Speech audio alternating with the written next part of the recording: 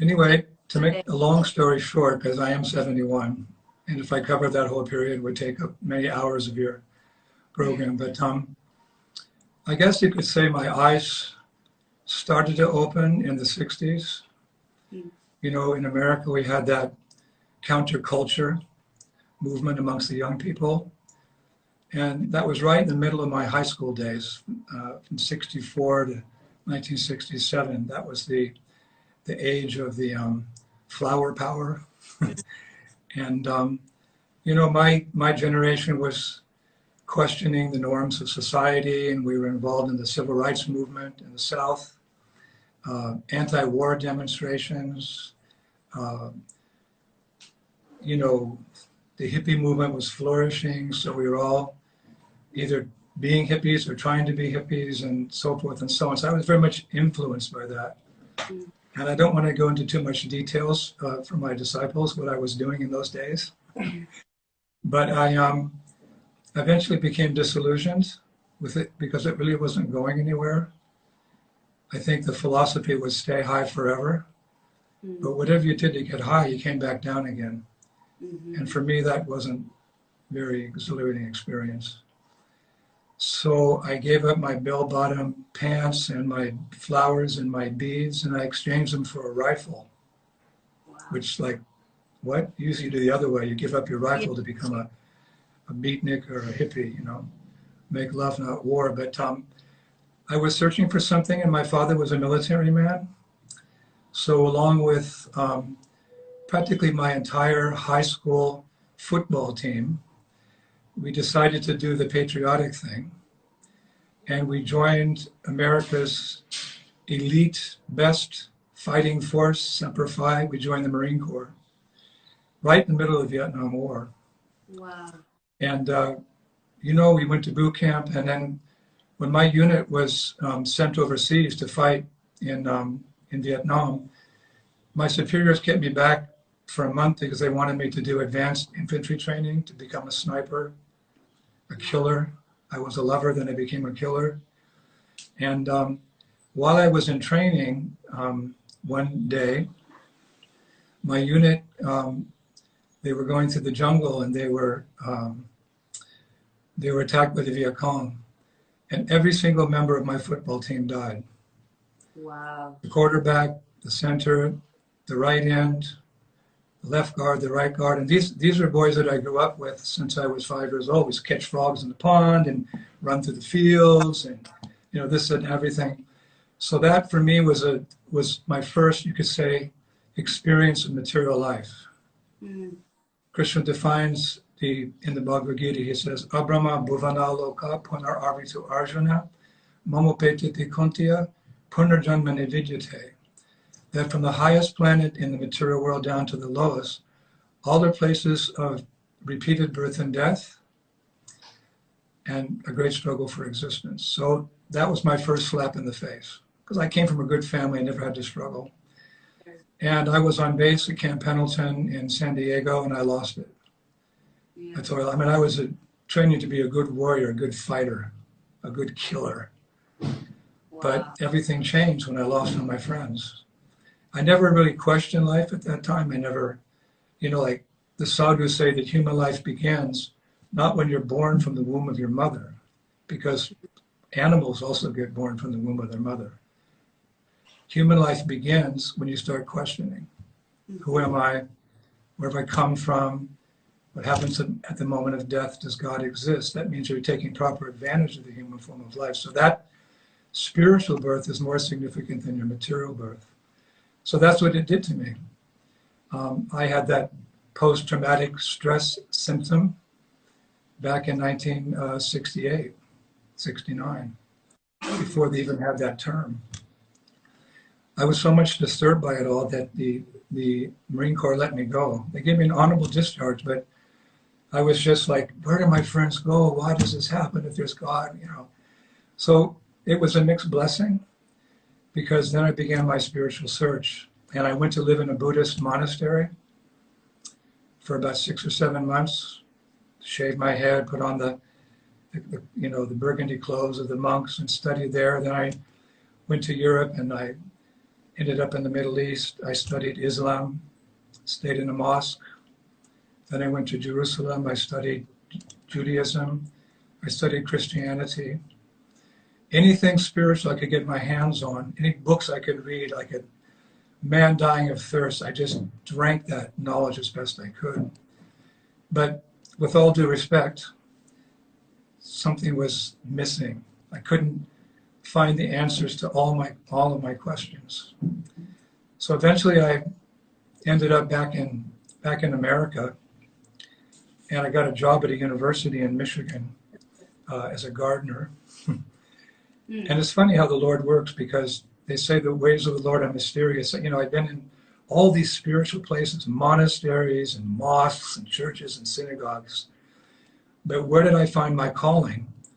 On the campus lawn of the University of Michigan in Ann Arbor. I was raking the leaves, and I looked to my left, and there were these tall monks with shaved heads and ponytails singing a song I'd never heard before. Hare Krishna, Krishna Krishna, Hare Hare, Hare Rama, Rama Rama, Hare. It was all new to me. So I went up to them and I said, you know, what, are you guys from India? You look like Americans. It was the beginning of the movement. 1969, I think it was. And they explained to me that they were representing their spiritual masters, Srila Prabhupada, and so forth and so on. So I invited them to stay with me in my apartment. They stayed with me for 3 weeks, and that was the end of my material existence and the beginning of my spiritual existence. That was 1969. I took initiation from my spiritual master in 1970. He gave me an instruction to preach boldly and always have faith in the holy names of God, Krishna, or Ram, as you like. And I took sannyas, which means the renounced order of life, in 1979. And from then on, I've been traveling. There's an injunction in Vedic culture that a sannyasi should not stay in one place more than 3 days. So I follow that very strictly. Why? Because a rolling stone gathers no moss. And in order to become spiritually enlightened, two things are required. Number one, you have to give up your material attachments. And number two, you have to embrace your spiritual desires, which are essentially to love God. It's a twofold path. So in order to do that, you have to practice some discipline.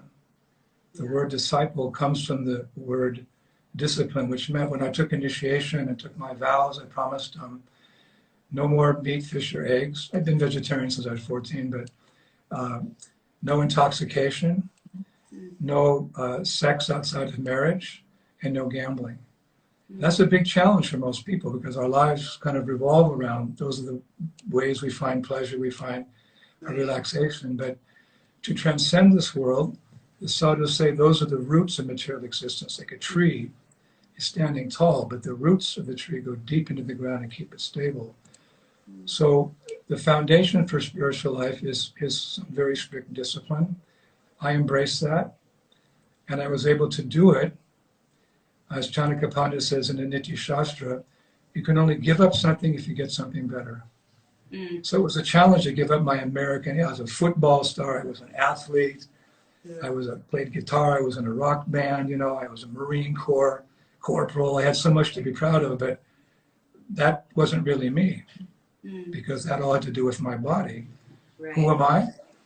Jivarsupoya Krishnara Nitya Das. I am the soul within the body, and the nature of that soul is that he's a Dāsyam. He's a servant of Krishna. So I was able to renounce it because I found so much inner pleasure in my spiritual activities. Wow. So that's my journey. That's part of my journey. Yeah, and my spiritual master asked me to keep traveling. So I've kind of always been an adventuresome person. So I went to Russia, and when it was 1988, it was still full-on communism. I went there to share the teachings of Bhagavad Gita with the people, full-on communism. I had to go in with a wig. I had a fake mustache. I put on a business suit, and I had a briefcase full of Jack Daniel's whiskey. Wait a minute, you said you're a monk, you're a Yeah. sannyasi, so what are you, you gave up intoxication, so what are you carrying a briefcase of whiskey? Because you weren't allowed to teach religion in communist Russia. So I figured if they caught me with the whiskey, they would say, he's not a priest. He's carrying whiskey. I kept a half bottle, and I didn't fill the whole thing. So it was my ploy. So I traveled the length and breadth of Russia during the communist times. So many adventures. KGB found out about me.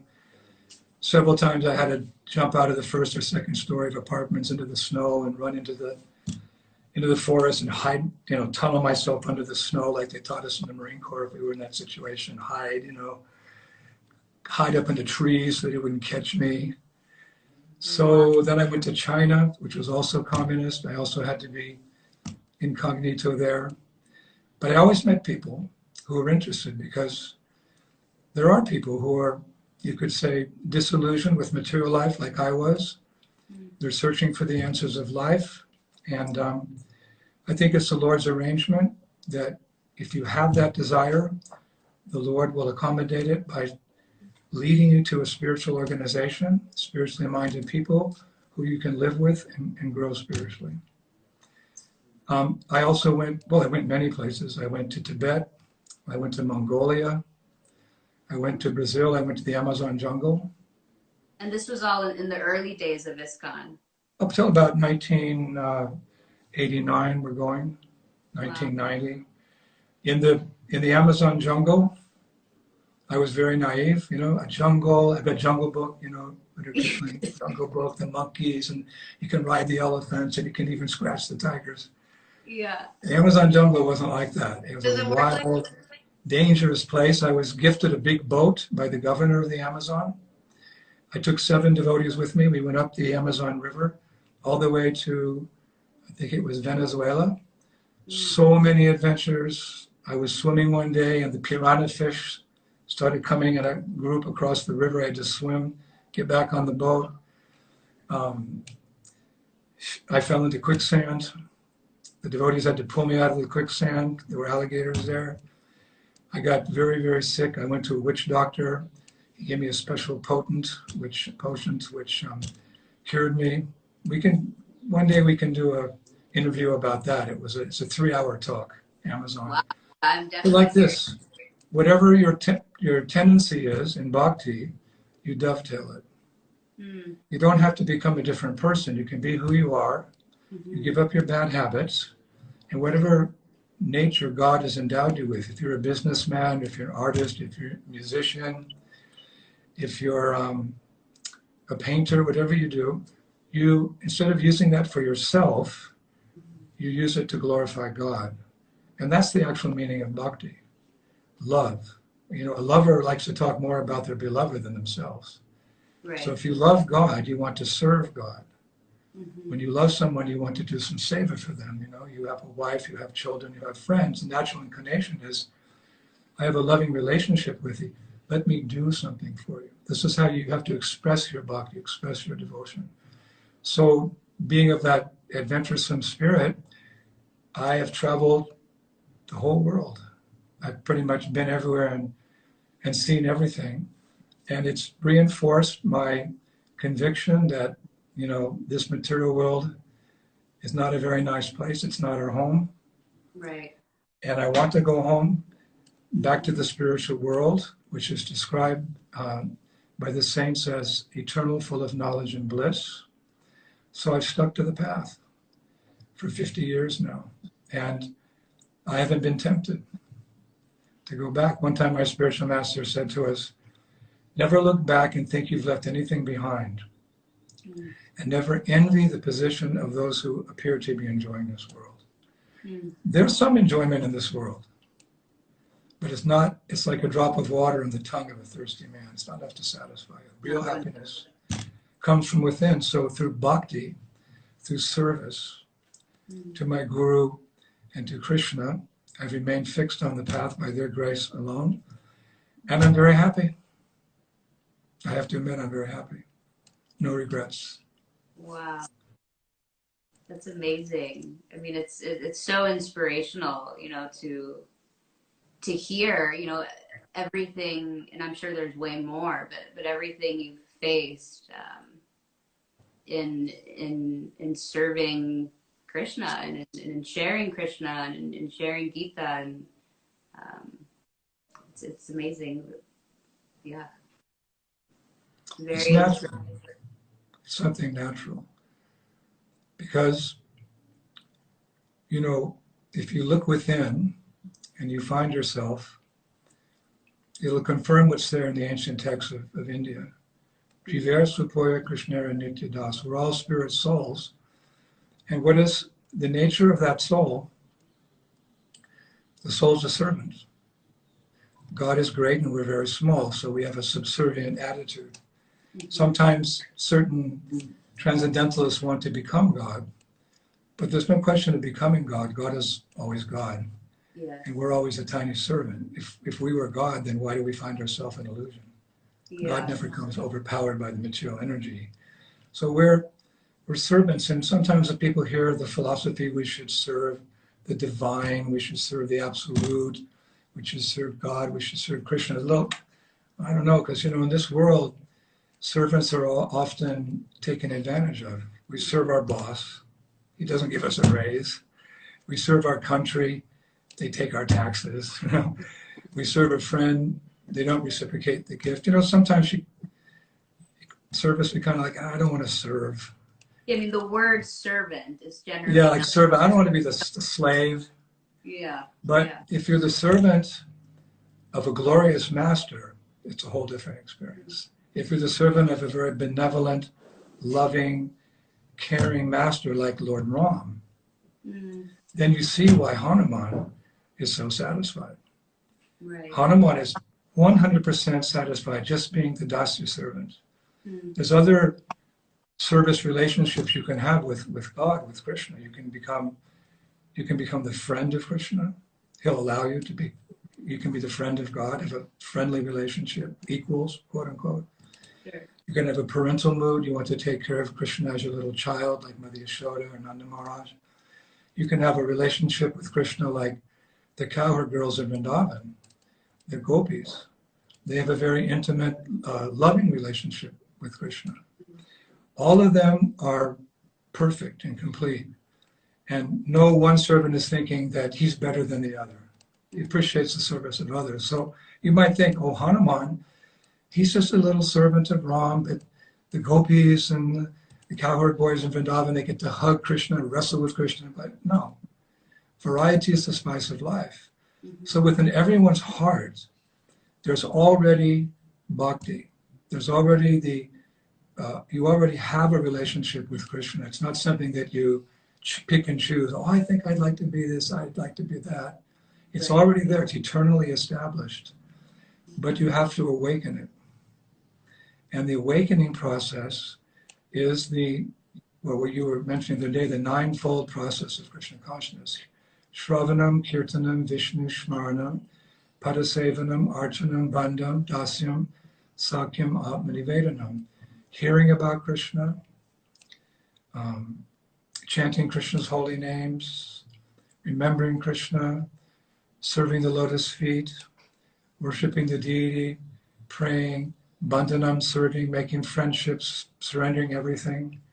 These are the ways that you, like the lotus flower is closed in the nighttime, but in the morning when the sun comes, the lotus flower opens. And by high noon, you can see the full beauty of the lotus flower. So right now, our real beauty is closed. We're just into this body and everything we can satisfy with this body. You don't really see the beauty of the soul. You can see it a little bit because the eyes, you could say the eyes are the, you can see the life of the soul through the eyes, the brilliance of the eyes. The eyes, the windows to the soul. The windows to the soul.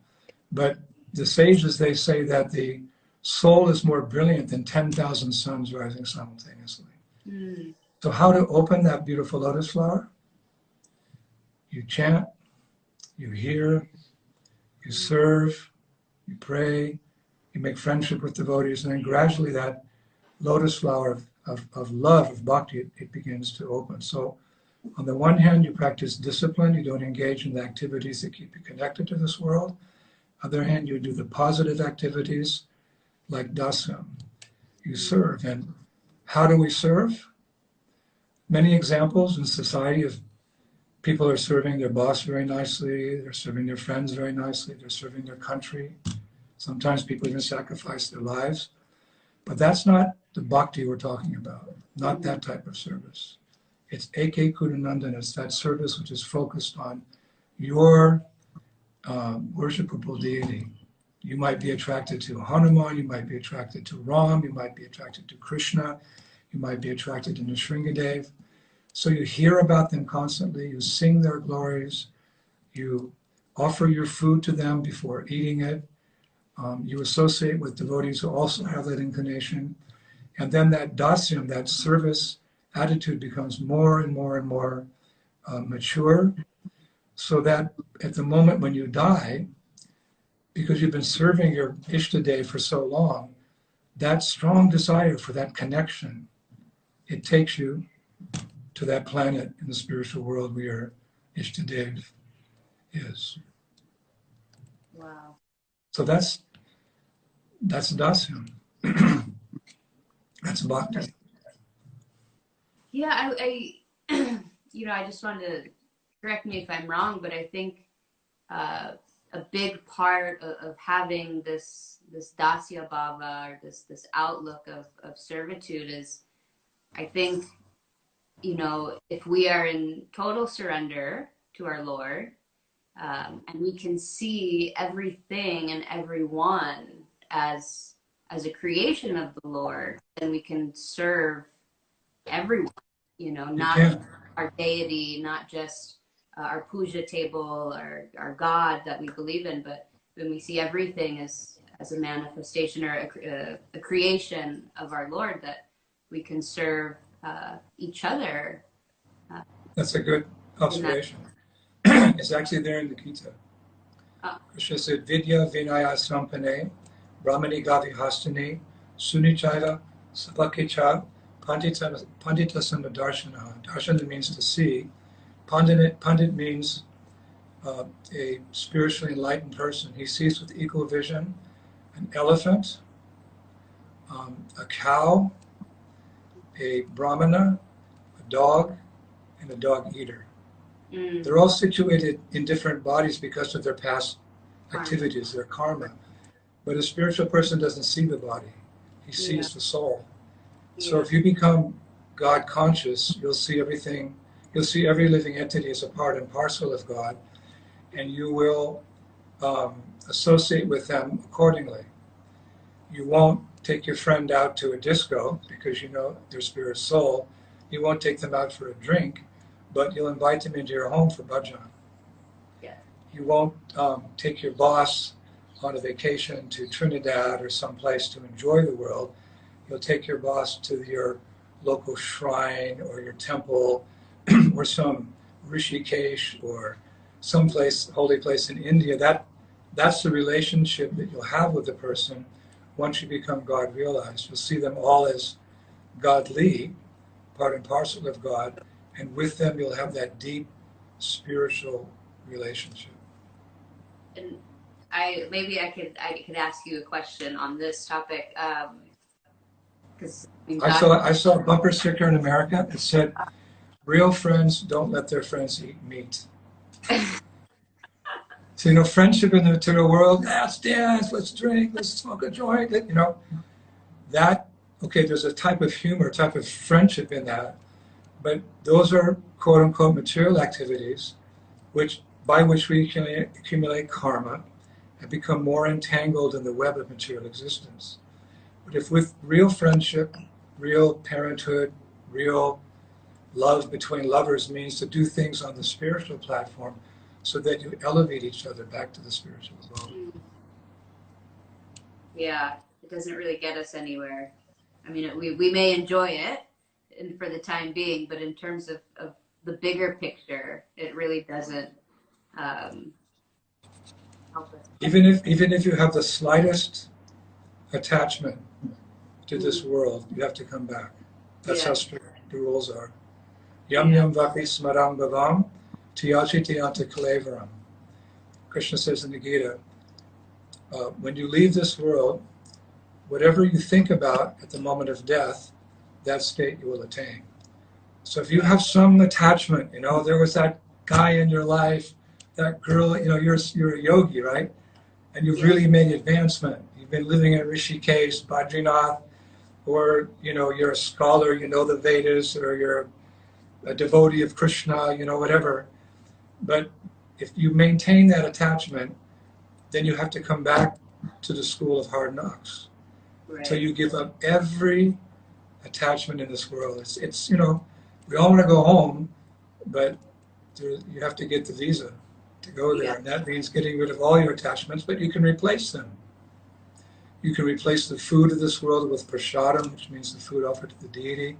Instead of listening to to D-Nice every night as he does his DJ thing on the he's very popular with D-Nice. You listen to your favorite band of the '60s, the Stones. Instead of doing that, you listen to kirtan. Mm-hmm. Instead of working just to maintain your livelihood, you donate some of your money to the establishment of a ashram or feeding the sadhus or something. So we have to replace our material attachments by awakening our spiritual attachments. So Vasudeva Sarvamiti, it takes many lifetimes. Many lifetimes. And you mentioned something to me too when you were in Rishikesh, and I said to you, I'm not perfect. I do X, Y, and Z. And, you said, yeah, it's okay. Slowly those things will fall off. And now that I think about it, without trying, a lot of those things have fallen off. And I just realized now when you mentioned the music part, I think in the last 3 years, I've not listened to anything other than my kirtan playlist that I have on Spotify. And I mean, I love all kinds of music. I have a giant record collection. I grew up on hip hop. And it's just interesting. I just realized that all that kind of music just fell off at some point without intentionally doing well, we shouldn't feel guilty if we maintain those attachments because, sure. Everyone has their own pace. Yes. And if we think ill of someone, they're so attached, we can only understand that attachment because it's still in our heart. Right. Like when you point a finger at someone, you're pointing 3 fingers at yourself, So we tend to be hard on others and easy on ourselves, whereas we should be hard on ourselves and easier on others. But we should know that if we're following a bona fide spiritual path, we'll relinquish those attachments easily. Because, again, you can only give up something if you get something better. So if your mantra, or your asanas, or your study of the scriptures, or you're bathing in holy rivers like the Ganga, the Saraswati, if you're actually doing that in sincerity, you'll get more pleasure from that than those things that have kept you bound up in material existence life after life after life. And bear in mind, Brahmanda Brahmati Konya Bhagavan Jeev, we've been traveling through material existence for millions and millions and millions of lives. Mm-hmm. That's the statement of Scripture. This isn't our first life. Right. We've been there and done that. Mm-hmm. We've been in every species of life. We've been a king, we've been a queen, we've been a pauper, we've been a fool, we've been illiterate, we've been a prisoner, we've been the president, we've done it all. Right. And in this life, or in a few previous lives, we woke up. Somehow, we came to our senses, we saw the light, and we're taking to the spiritual path. And we're not home yet because we still have some attachments. So the idea is to just, life is short and then you die. We have to make this our priority. Not that, I have my business, I have my family, I have my school. Those things are important. But our heartbeat, boom, boom, boom, boom, boom, boom, boom. That's our sadhana. That's our goal in life, to become free from the cycle of reincarnation, to go back to the spiritual world, to awaken my love for my Ishtadeva, for God. So as you get older, you begin to realize that because you see the clocks ticking. Like they have that hourglass, you turn it upside down, the sands. So what am I going to do now? I've only got so much time left. I'm not fully satisfied. I've tried my best to enjoy this world. So then, generally we see people really become serious about spiritual life in old age. Like, people renounce their work in India and they go to the Himalayas at around 50. They may have been big people in business, big people in politics. They walk away from it and they sit with the sadhus in Rishikesh or Dev Prayag. You wouldn't know that they were Supreme Court justice. You wouldn't know they were big businessmen. They know that human life is meant for self-realization, so they did their dharma to their family, their country, and they give it their all for spiritual life. But if you can have that mentality when you're young, you've got a really good chance, of getting there. Yeah, so which was so wonderful about Rishikesh, because we, in our kirtans, remember? Yeah. So many people were coming from all over the world, and they were singing and dancing the mantras so nicely. I was thinking, wow, this is great. These people are really getting fixed on the spiritual path. There's a chance in this lifetime they could achieve mukti, liberation. You were speaking of, in Vedic culture, the 4 ashramas of life, or the 4 kind of stages of life. And yeah, generally it's seen that when you're older is when you kind of renounce everything and you go live in an ashram and you kind of focus more on spiritual things. And it's really interesting because you do, especially in places like this, you see a lot of younger people kind of doing these things that traditionally Indians would think that is more later in life. And it's funny because I mentioned earlier, I have quite a few Indian friends here, and they don't come with me to kirtan. I'm 32, they're around, late 20s, early 30s, and they just think it's the funniest thing that I'm into kirtan and that I do puja and all this stuff. They're like, my mom does that, or that's what my grandpa does, or like my grandpa sings the Chalisa, and I know what you're talking about. They call me Mataji when I walk in the room. It's like to that level. And it's just interesting how fortunate. There was a book, I forget who wrote it, in South Africa. It was called Cry My Beloved Country. And it was talking about how South Africa was in the old days, when it was a smaller country with less population, mainly African people. But then, many people came to work in the country, became citizens, etc. And then, all the politics and the crime and the envy and the hatred came about. So that book was called Cry My Beloved Country. Where did our country go? So when I think about India, I think like that also. Because I first came here in 1970. And Vrindavan, which is one of the most holy places in India where Krishna appeared, it was just a dusty little village. And there was some cows. There was one car in the whole village, mainly just sadhus. There was no business people. It was just the holy river Jamuna and 5,000 temples. It was so beautiful, so touching to the heart. And now it's become famous, and that's good in one sense, but a conglomerate that looks like new Hong Kong. There's so many big buildings, taxis, horns, pollution, etc. So there was another book written by a famous author, Dāsyam. He said, the glory that was India. So India's kind of lost it. The young generation's lost it. They're all going to Silicon Valley to become IT technicians. But the Westerners are coming from California to India. It's this irony, they're going to the West for material progress, and the Westerners are becoming a little bit disillusioned. I mean, material progress is good. We're speaking with, on the internet. I have nothing against it if it's not misused. But they're coming to India, so it's a funny point in history. It is. It's like India's kind of forgotten, but still the sadhus are there.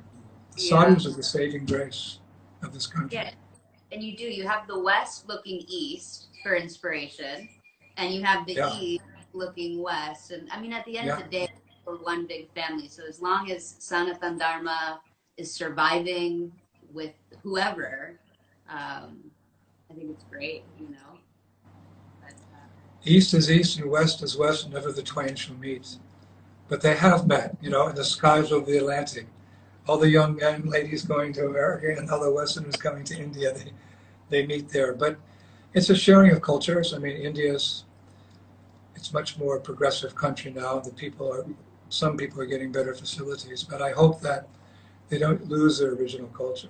because it's a very, very deep culture, and like Western countries are setting the pace for material evolution. India always has, will always have this, the beacon of spiritual knowledge for the rest of the world, because nothing compares to the Puranas, the Vedas, the Itihasas, you know, with all due respect to other traditions, spiritual traditions. If you make a comparative study with Bhagavad Gita, Srimad Bhagavatam, perfect questions, perfect answers. It's all there. And I think that's why many of us have embraced this way of life. You know, we've given up our Western way of life for this Eastern way of life because of the philosophy and the culture that surrounds it, And which it's enables us even to become spiritually enlightened, although we weren't born in this country. Yeah. And like you said, you know, with all due respect to all other traditions, for me, and I'm sure for you as well, it's like, it just makes sense.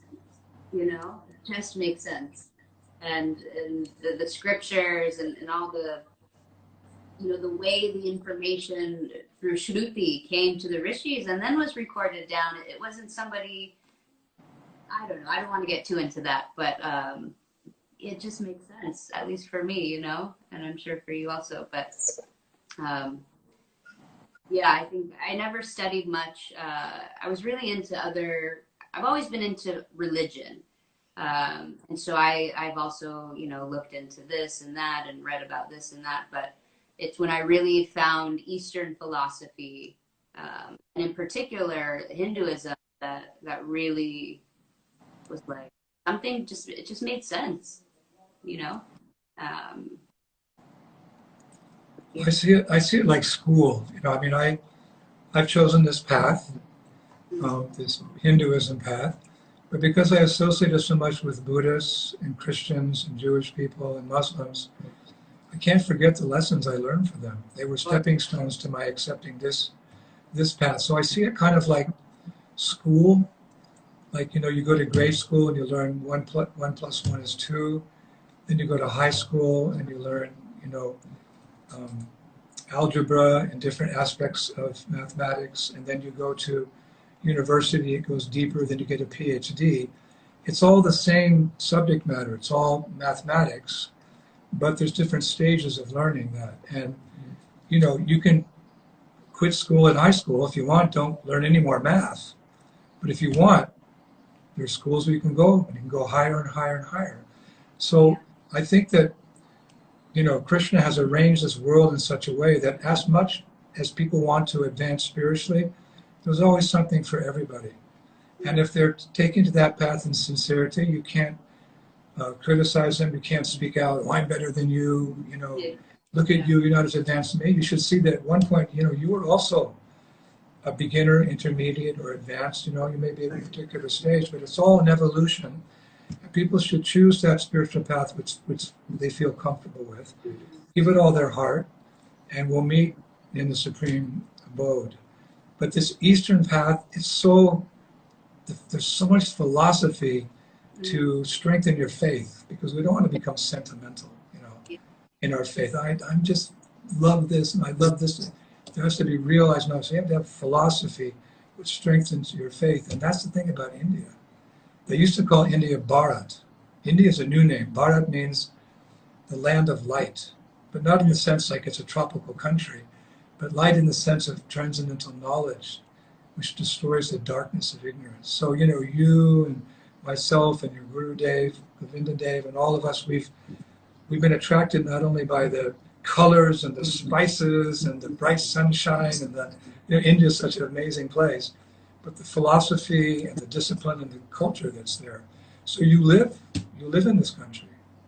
You know, you stay. And I spend half a year here as well when I'm not traveling. We've kind of become the adopted sons and daughters of Vedic culture. If you ask me what country I'm from, I'll say I'm from Bharat. Where's my home? San Francisco? No. Vrindavan? Yeah. Like that, right? Yeah. We've fully embraced it. Yeah. We fully embraced it. We have a long way to go. Long way to go. But we're in the right place at the right time doing the right thing. Yeah. And if people can't do that, then fine. But everybody should have some sadhana every day. Mm-hmm. Some yoga, some meditation, some study of the Shastra. Okay. Yeah. Everyone should have that in their lives. Yeah. You know, I just wanted to mention something. You know, we were talking about different traditions and different faiths. And one thing with my guru, named Curly Baba, is, you know, he dealt with a big influx of Westerners coming to him of all different faiths, grew up, you know, whether Jewish or Christian. And he had a very special connection with Christ. And when the Westerners would ask, you know, how do we meditate? He'd say, you meditate like Christ. Well, how did Christ meditate? And he'd say he lost himself in love. You know, or they'd ask, you know, how do we raise our kundalini or whatever, you know, and he'd tell people to feed people, you serve people, and you remember God, and that's how you raise your kundalini. And, Right. and you know, Govindas had mentioned this also in our session, is Neem Karoli Baba used to tell people, you know, going back to Dāsyam, is that that Hanuman and Ram are the same. You know, both here to serve their Lord, their Father, you know, and I think it's important to remember that in every tradition we can learn something, you know.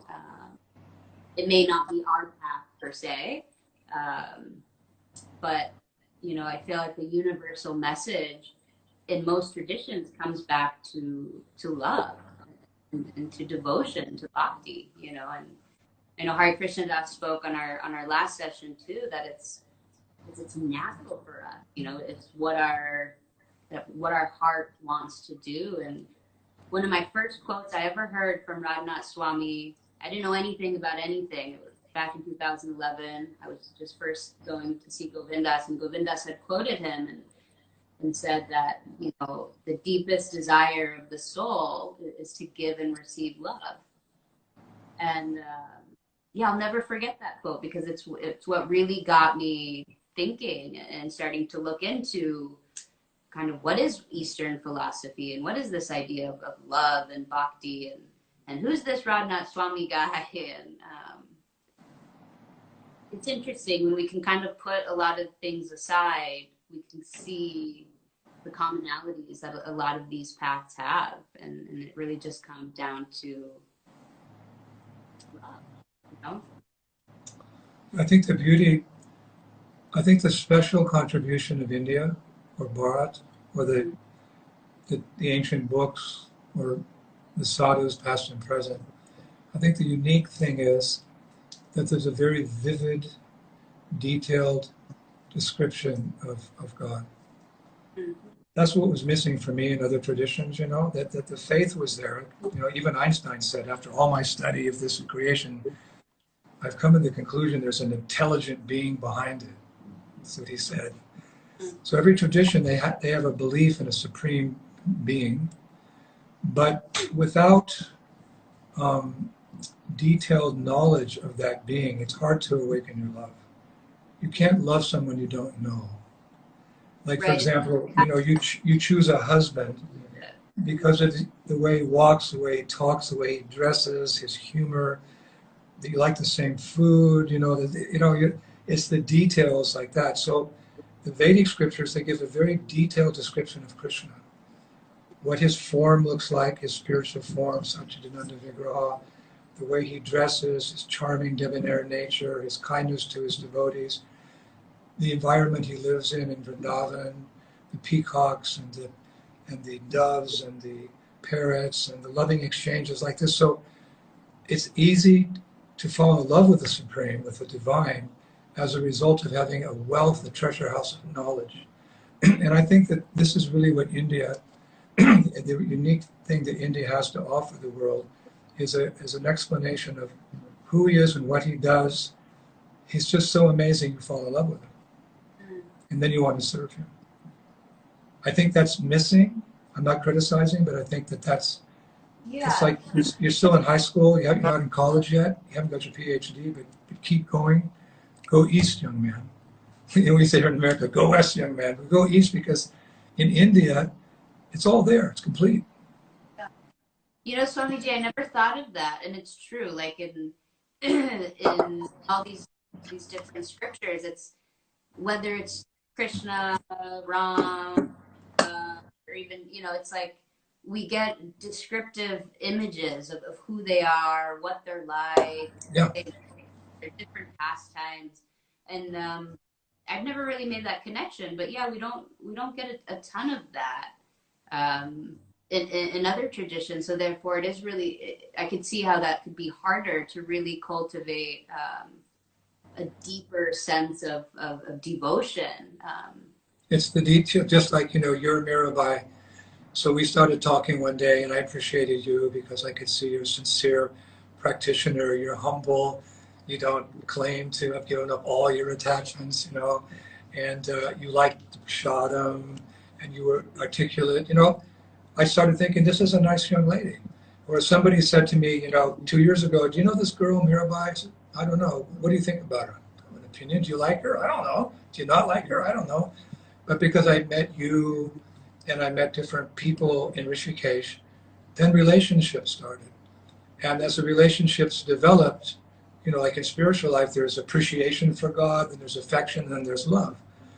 So that's the beauty of this Vedic culture, that Krishna has incarnated here in his different forms, not once, but at least 10 times as the Das avatars, the main Ishtadevas, But there's a wealth of knowledge. So you study the Puranas, the Upanishads, the Gita, you're just taking a quantum leap in your spiritual evolution. It's so important. And when you sing the names of those deities, then you sing with bhakti. You sing with bhakti. You can sing, Jai Sri Ram, Raghupati Raghava Raja Ram, Patita Pavana Sita Ram. If you don't know who they are, if you haven't read Ramayan, it just, the lips are moving. But if you've heard about them and you've tasted their food and associated with the devotee, then Raghupati Raghava Raja Ram. You know what I mean? So the philosophy strengthens our bhakti, and that we have in India. The Gita, 700 verses of the Gita, the 18,000 slokas of Bhagavatam, the 64,000, whatever it is, slokas of Ramayana. So important. That's India's gift, Therefore, we shouldn't think these are Indian books. These are universal teachings. They're not just meant for the people of India. Everyone's a spirit soul. So it's like George Harrison said, everyone's a devotee of Krishna. Some know it and some don't. He said that. He was a friend of our movement. So the books of India are actually meant for the whole world. This isn't an Indian culture. This is a culture coming from the spiritual world, Sanatana Dharma. So, if we can encourage people to, go forward in their study of the scriptures, and then they'll chant the mantras and the bhajans, and the tears will come to their eyes. Bhakti. Wow. Swamiji, thank you really so much for taking this time. I started this project as just I kind of wanted to share some people that inspire me, and it's just been so joyful. I get so much out of these talks, and I feel like I get to hang out with you, and you've got your webinars going on YouTube, and so I know you're and they're so in depth. I mean, you've taken us to so many holy places.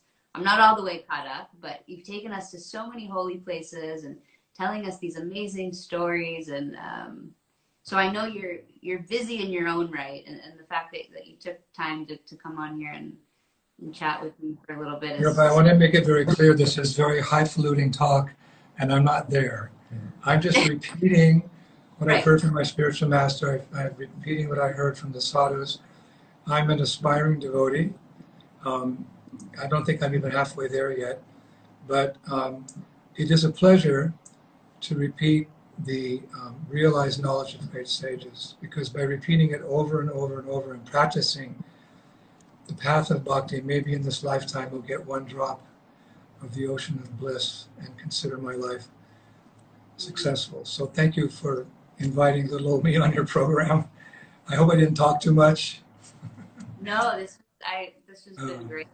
This really. My respects again to your Guru Bhai, your Gurudev, and to all the listeners who have been listening to us. Yeah. Thank you everybody for tuning in. Sometimes I forget they're there. You know, I feel like we're just on like a Skype combo. But thank you everybody for spending time with us and yeah, covering Dasya, the mode of service. It's the tip of the iceberg. There's much more to discuss. Yeah, I know, right? It's just like the sampler platter of the 9 modes. Yeah. All right. Well, thank you, and hopefully I'll see you soon. But I will talk to you soon. Yeah, As you well. can call anytime. We can talk on all the transcendental subjects. Sounds amazing. Thank you so much. Hare Krishna. Thank you. Hare Krishna.